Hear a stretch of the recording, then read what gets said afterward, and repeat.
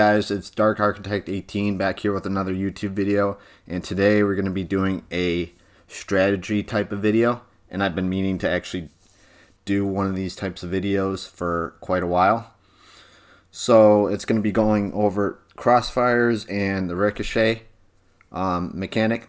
Today we're on Sea of Fortune Domination with the King George V battleship, and I felt that this game best illustrated both of those concepts that I'm going to be going over. So the first one I'm going to be going over is Crossfires, and then the Ricochet and the Ricochet calculation. So first of all, Crossfires, it's basically when you have multiple ships firing at you from various sides of the battlefield. So if, let's say, all my team goes to A, and then I guess the enemies come from both A and B, or more so A, and then they also come at me from the side on C, then that's Crossfires. That's basically what it is, and it's a really important concept to understand, because if you know you're being crossfired or not, then you can, I guess, better understand how you're gonna, I guess, bounce shots or try to, I guess, better survive that situation. Because who wouldn't? You'd want to survive that situation as best as you can. And if there's a way to do it, then of course, go for it. So I think the other thing that's really important is you got to understand that switching between AP and HE is just as important when you're doing crossfiring. So crossfiring typically happens when you push a side, so you push up, and you have multiple enemies, I guess, fighting on like two or more fronts. So it could be northwest and northeast, or southwest and southeast, or you just split up where you're firing from, basically, and that can really kind of just distract your enemies overall, and that also can give you a really big advantage if you know when to push and when not to, and also when to switch your shells. So switching from HE to AP. HE, you're typically going to want to do that on angled targets, or like in my case, I typically use HE on cruisers,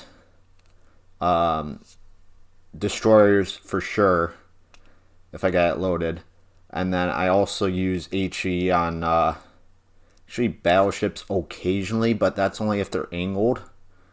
Well, in that case, when I was firing at that Colorado, he was, I don't know, I guess not quite so angled, but that wasn't probably the best case to show. But if they have a steeper angle, then you're going to want to shoot HE, especially if you're in a battleship or whatever. And then for like AP, of course, you're going to want to shoot AP like against this Graf Spee. I didn't in this case, which, I don't know, I was just going for fires in this case, so there was fire challenge. So, but that would be the case you'd want to fire AP, because that gives you less of a chance to ricochet against their angle, or to their ship's armor, excuse me. But ricochet is basically when a shell has a specific angle, and it allows it to actually bounce off the hull or the armor of the ship because of the specific angle that your ship's going up against that shell.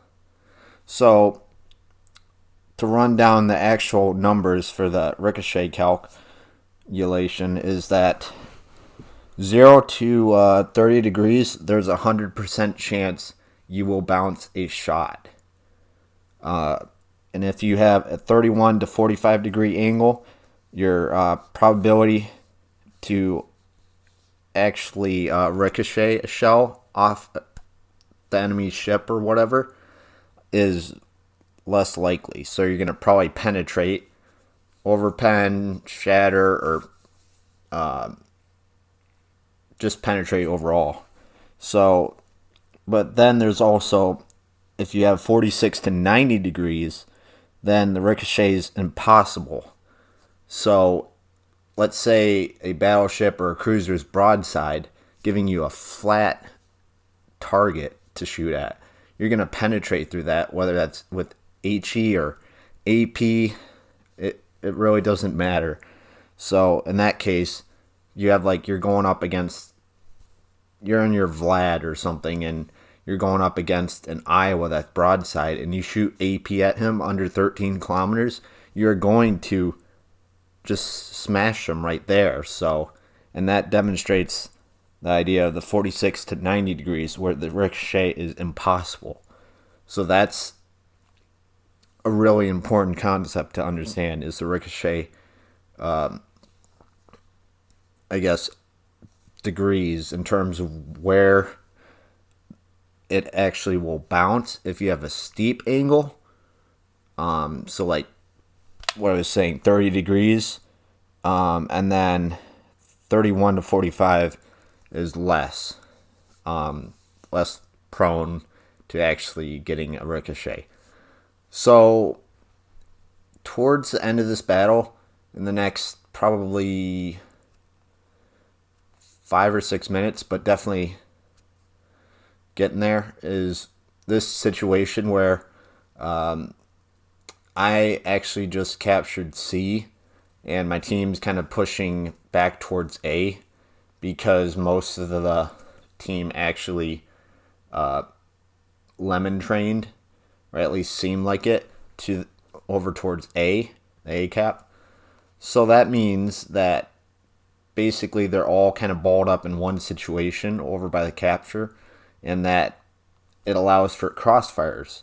So that the concept again comes up, is that you have multiple ships. You have ships from the north and ships from the south, and they're both shooting whatever target, and that allows you to better control the game and whether or not you can actually win the game, because then the enemy has to shoot at 2 different targets or more at the same time, and that's very, very difficult to just survive that, because you could be broadside on one side and then you could be angled to another target, or you give a really steep angle to both targets if it's like 2 targets you're going up against, which that could probably work pretty well. But if you have like 4 or 5 targets against you, 4 or 5 ships, then that's not going to work very effectively.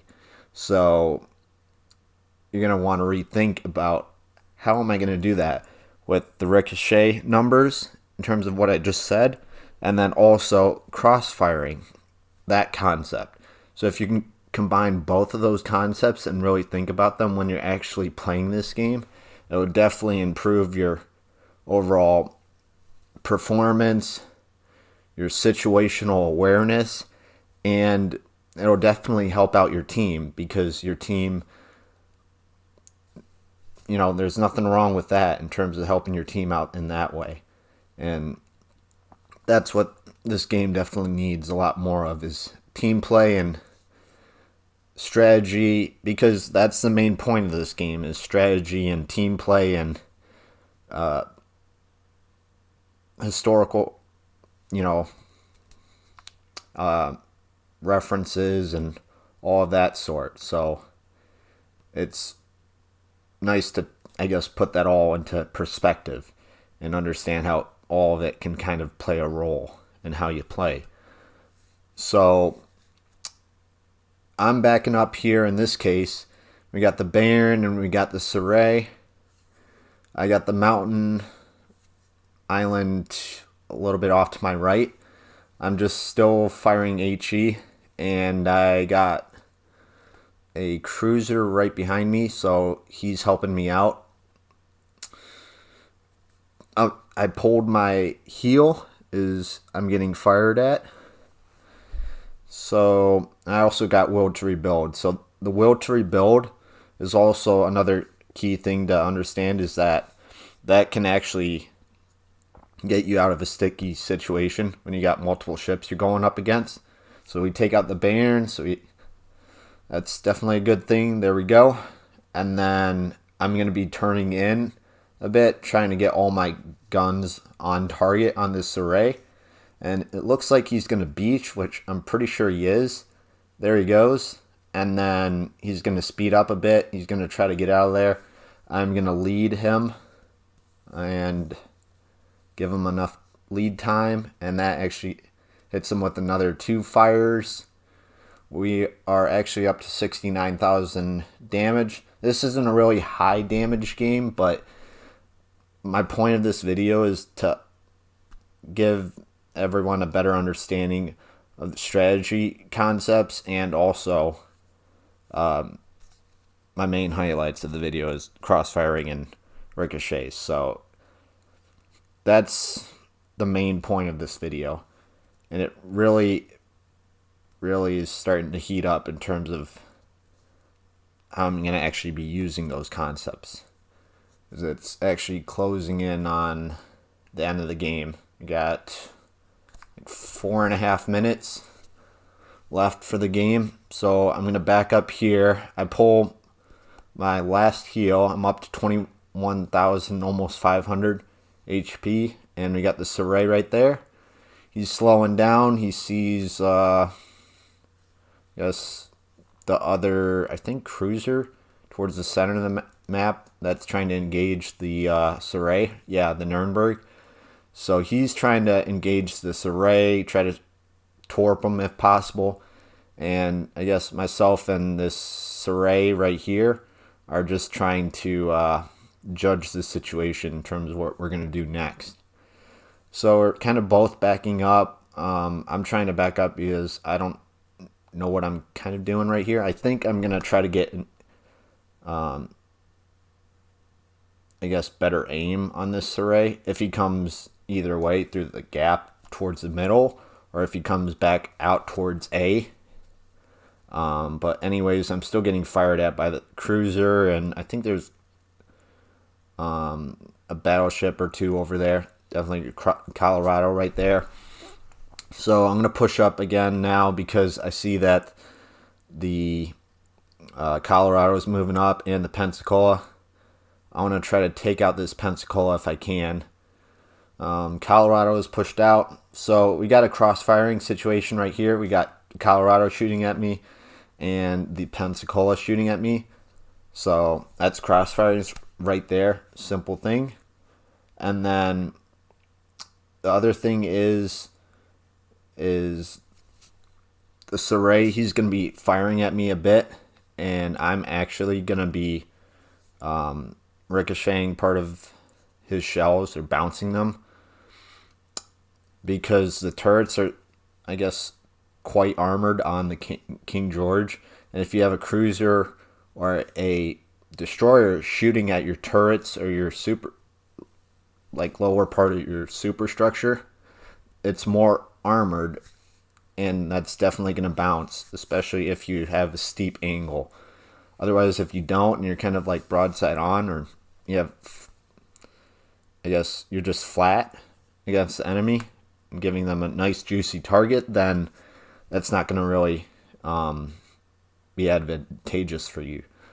So I'm just kind of hoping to survive. I actually didn't expect to get out of this situation, but since I have will to rebuild, I'm just trying to get this Saray out of here. There's still a little bit of hope that I actually could win this game. So up to almost 80,000 damage. I guess another important point I want to note is damage isn't everything. XP is, and helping your team, and also knowing your role for your class of ship. So that's just another important thing that you want to understand. So we're getting pretty close to the end. We got a minute left. I'm going to keep pushing into this island This island actually has been a lifesaver. So I've been beaching this whole time pretty much and just using it as cover because I've been getting, shot at multiple directions, and I'm just trying to survive while using the Will to Rebuild perk. So Ray should be almost dead. I'm kind of thinking of aiming at the Colorado, and there we go. I'm going to try to set him on fire. Actually try to knock him out if possible. That would be great. He's almost done. We're up to 108k damage. And yeah, so I hope everyone enjoyed the video. And the first strategy video, I'm going to be making another one pretty soon. I guess comment down below what you want next or what I should do next or look into. And I appreciate everyone's time, and we'll see you in the next video. So yeah, peace.